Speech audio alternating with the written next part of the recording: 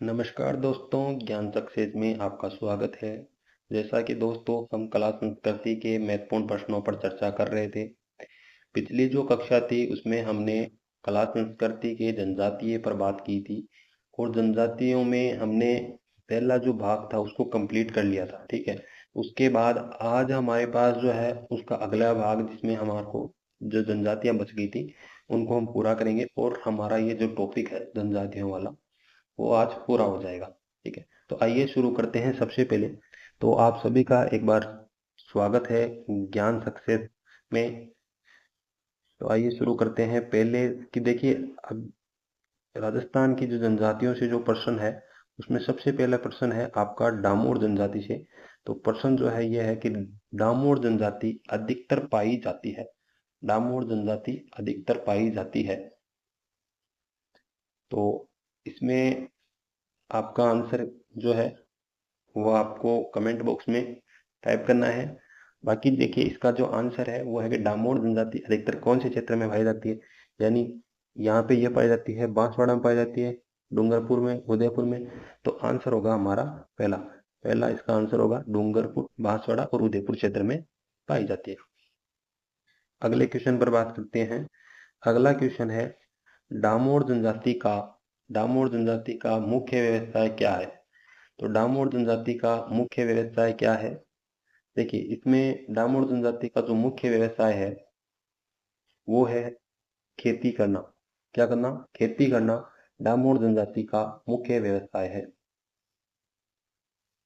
अगले क्वेश्चन पर बात करते हैं। अगला क्वेश्चन है वह जनजाति जिसमें पुरुषों के द्वारा स्त्रियों की भांति आभूषण पहने जाने का रिवाज है।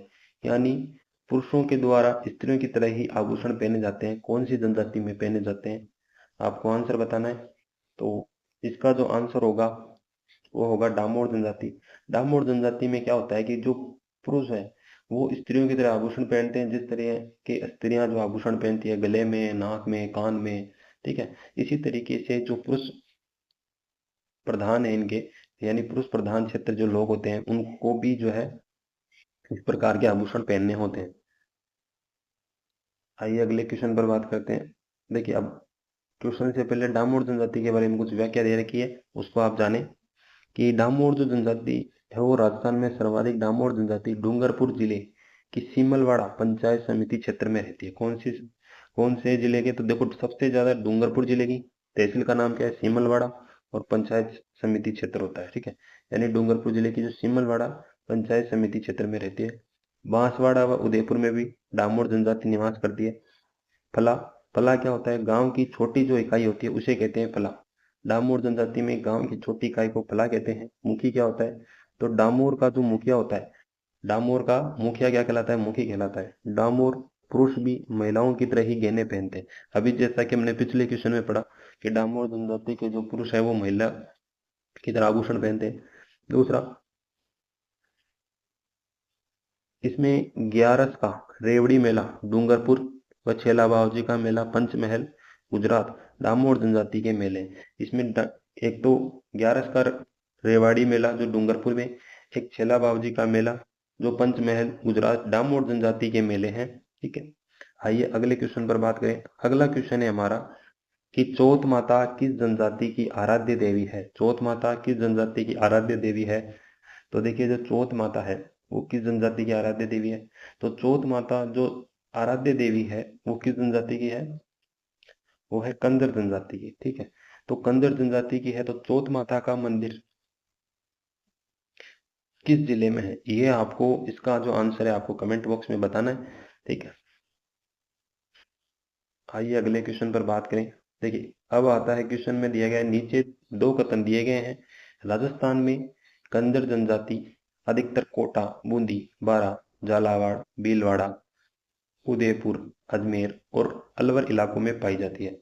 कथन दो है कंदर जनजाति में परिवार के प्रमुख को कोतवाल के नाम से जाना जाता है। नीचे दिए गए विकल्प में से उपयुक्त विकल्प को चुनना है।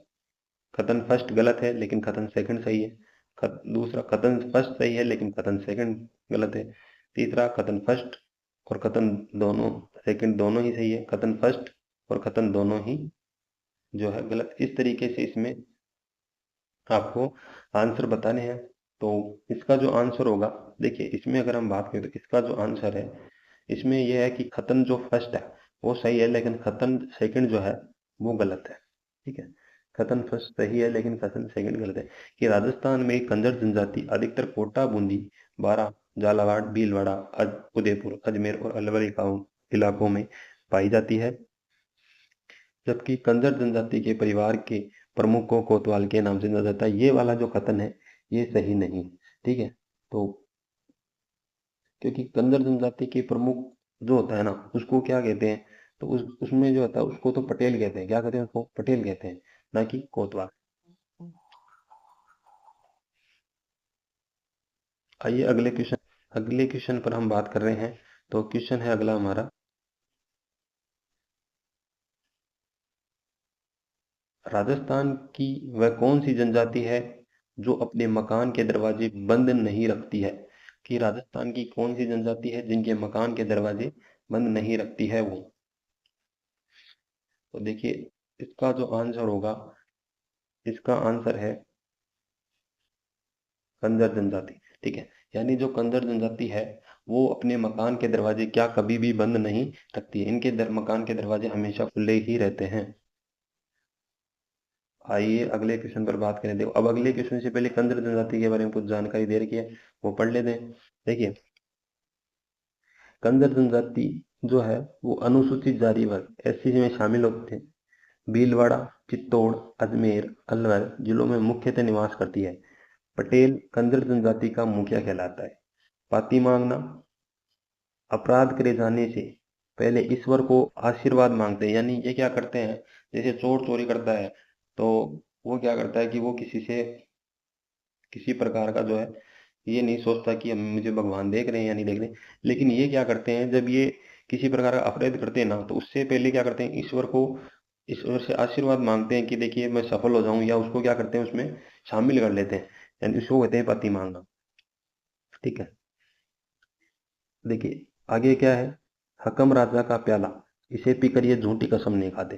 ठीक है, तो देखिए आज के जमाने में दो झूठी कसम हर कोई खा जाता है। ठीक है, आपको पता है कि झूठी कसम खाने के में क्या लगता है, कोई, तो इसलिए ये क्या करते हैं, बट ये जो जाति है कंजर जनजाति, ये क्या है कि हकम राजा का प्याला पीने के बाद में झूठी कसम नहीं खाती है। ठीक है, अगली देखो, चौथ माता का जो चौथ का बरवाड़ा है वो सवाई माधोपुर में कंजर जनजाति की कुल देवी है। ठीक है, कंजर जनजाति की कुल देवी है। इसी प्रकार से चक्री चक्री क्या है, कंजर जनजातियां युवतियों द्वारा किए जाने वाला एक नृत्य है।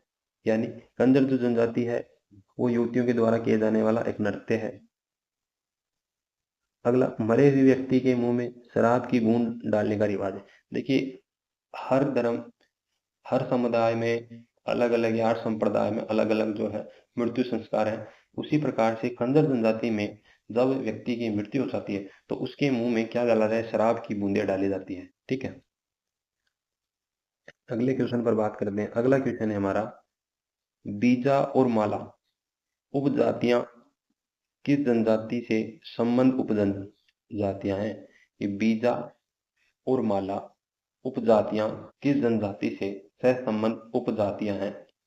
तो दो जाति आपको, एक तो बीजा और एक माला, उसकी जो उपजातियां हैं वो किस जनजाति से संबंधित उपजातियां हैं?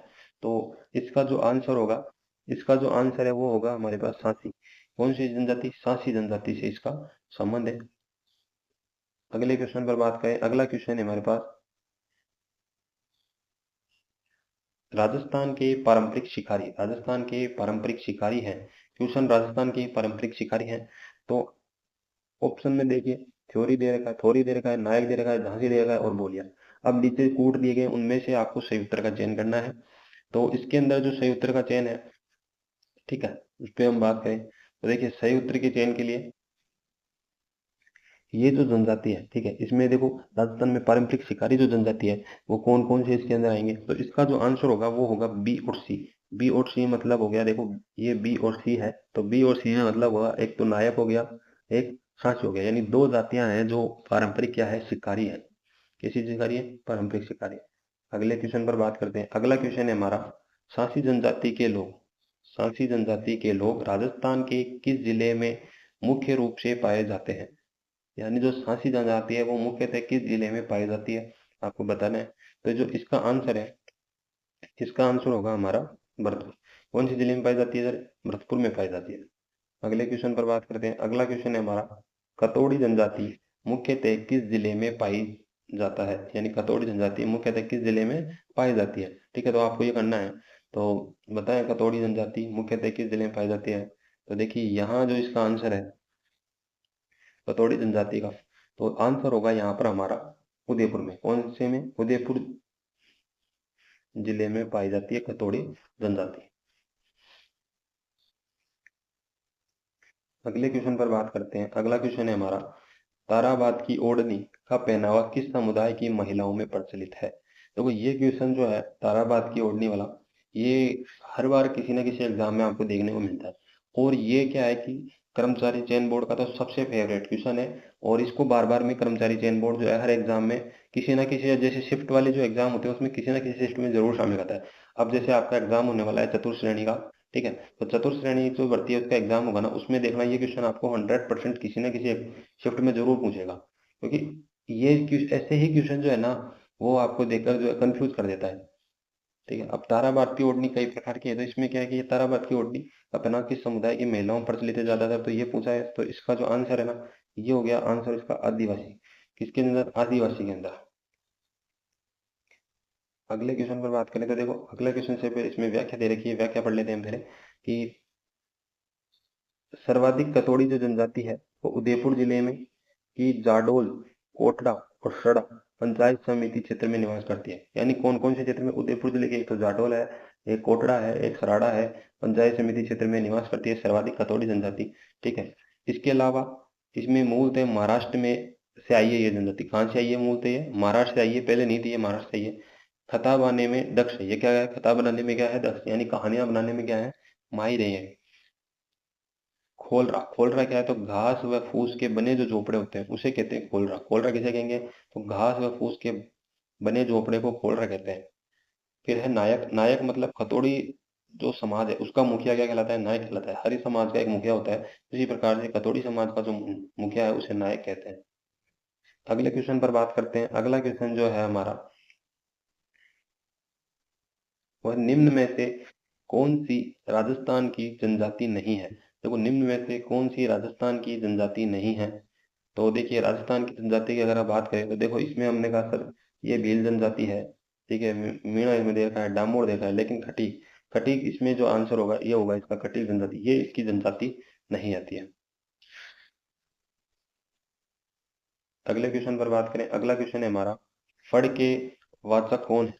कि फड़ के वाचक कौन थे? फड़ के वाचक कौन है या कौन थे, तो आपको बताना है फड़ के वाचक कौन होते हैं। तो देखो फड़ के जो वाचक होते हैं वो कौन होते हैं, यानी फड़ वाचने वाले क्या होते हैं? बोपे होते हैं। तो इसलिए इसका आंसर क्या हो गया? बोपा। अगला क्वेश्चन पर बात करें। अगला क्वेश्चन है हमारा, राजस्थान में रायका है। देखो अब क्वेश्चन आया है जो राजस्थान में रायका है, ठीक है, ये क्वेश्चन अभी जो एग्जाम हुए थे उनमें ये 2 से 3 बार पूछ लिया गया है। ठीक है, ये राजस्थान में रायका क्या है। ठीक है, तो आपको ये ध्यान रखना है कि देखो आपको ये बता दूं मैं कि ये जो एग्जाम है ना ये 2022 में एग्रीकल्चर में पूछा, जेईएन में पूछा, फिर ठीक है ये आरएस में भी पूछा हुआ क्वेश्चन है। ठीक है, तो रायका क्या है? तो रायका के बारे में आपसे पूछा गया है। तो रायका जो है इसका जो आंसर है वो है हमारा परंपरागत ऊंट पालन पोषण करता, यानी जो ऊंट पालने वाली जनजाति है उसे रायका कहते हैं। और इस तरीके से क्वेश्चन पूछा गया है कि आप कंफ्यूज हों कि क्या है, तो इसमें बताया कि परंपरागत ऊंट पालने वाले जो पोषण करता होते हैं, ठीक है, उसे रायका जाति कहते हैं। अगले बात करें। अगला क्वेश्चन है हमारा, राजस्थान में कौन सा समुदाय घुमक्कड़ है। अब देखो घुमक्कड़ समुदाय के बारे में पूछ लिया। अगला समुदाय कि राजस्थान में कौन सा समुदाय है जो घुमक्कड़ है। तो घुमक्कड़ समुदाय की बात करें तो यहाँ पर कौन सा आ गया? इसका आंसर हो गया गड़िया लोहार। कौन सा आ गया? गड़िया लोहार जो है घुमक्कड़ समुदाय है। अगले क्वेश्चन पर बात करें तो अगला क्वेश्चन है हमारा, निम्नलिखित में से कौन सा समुदाय अपने मंदिरों के लिए बडेर पद का प्रयोग करता है। अब देखो बडेर पद का प्रयोग कौन करता है? निम्नलिखित में से कौन सा समुदाय है। तो ऐसा समुदाय जो मंदिरों के लिए बडेर का पद का प्रयोग करता है वो है, आंसर होगा इसका सिरवी। सिरवी जो जाति के लोग हैं वो मंदिरों के लिए बड़ेर शब्द का प्रयोग करते हैं। ठीक है, अगले क्वेश्चन पर बात करें। अगला क्वेश्चन है हमारा, निम्नलिखित में से कौन सी जनजाति राजस्थान में नहीं पाई जाती है। निम्नलिखित में से कौन सी जनजाति है जो राजस्थान में नहीं पाई जाती है। देखिए भील पाई जाती है, मीन मेढ़ा पाई जाती है, ठीक है।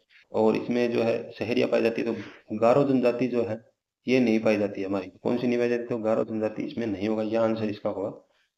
आइए अगले क्वेश्चन पर बात करें। अगला क्वेश्चन है हमारा, आदिवासियों में लीला मोरिया संस्कार किससे संबंधित है?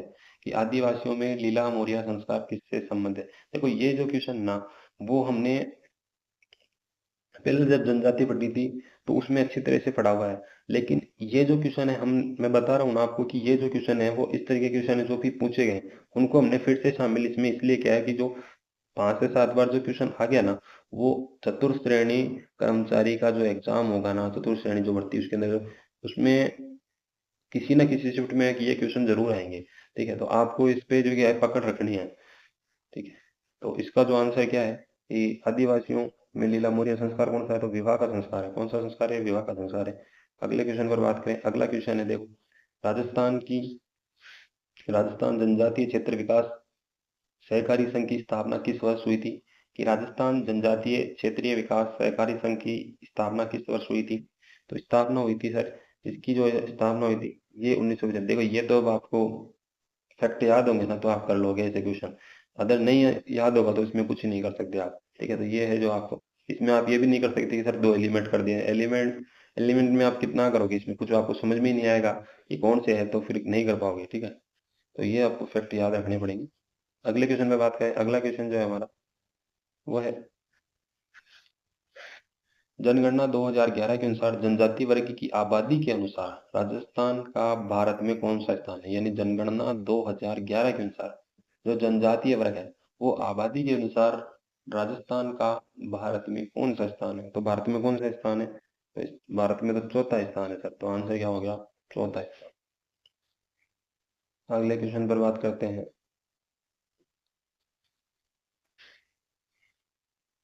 विश्व आदि विश्व आदिवासी दिवस मनाया जाता है। देखिए विश्व आदिवासी दिवस मनाया जाता है, क्वेश्चन आ गया। ठीक है, अब इसका आंसर आपको पता है तो बताओ। देखो इसका जो आंसर है ना, मैं आपको एक बात बोलूं कि ये वाला जो एग्जाम है ये आपके चतुर्थ श्रेणी कर्मचारी जो भर्ती है ना उसमें किसी ना किसी शिफ्ट में जरूर आएगा।